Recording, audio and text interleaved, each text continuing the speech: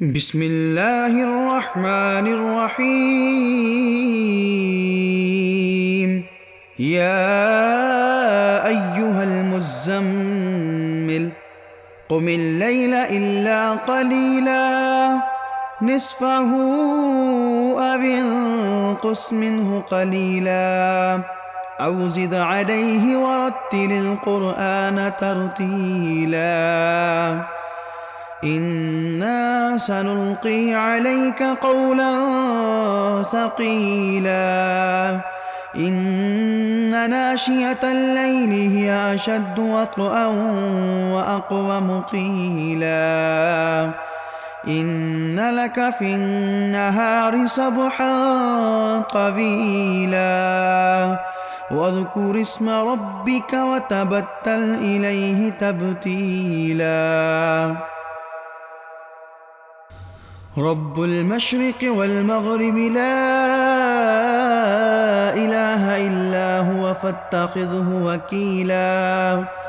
واصبر على ما يقولون واهجرهم هجرا جميلا وذرني والمكذبين أولي النعمة ومهلهم قليلا إن لدينا أنكالا وجحيما وطعاما ذا غصة وعذابا أليما يوم ترجف الأرض والجبال وكانت الجبال كثيبا نهيلا إنا أرسلنا إليكم رسولا شاهدا عليكم كما أرسلنا إلى فرعون رسولا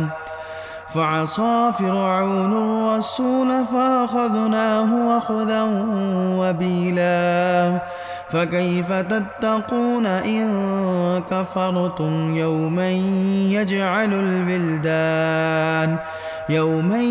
يجعل البلدان شيبا السماء منفطر به كان وعده مفعولا إن هذه تذكرة فمن شاء اتخذ إلى ربه سبيلا إن ربك يعلم أنك تقوم أدنى من ثلثي الليل ونصفه وثلثه وطائفة من الذين معك والله يقدر الليل والنهار علم أن لن تحصوه فتاب عليكم فاقرؤوا ما تيسر من القرآن علم أن سيكون منكم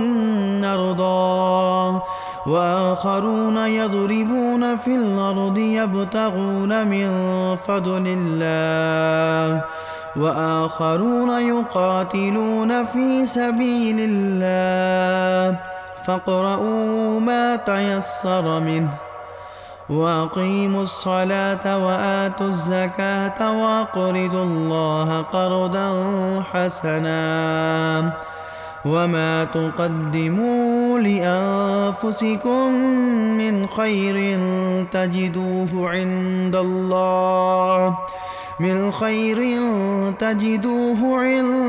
الله هو خيرا وأعظم أجرا واستغفروا الله إن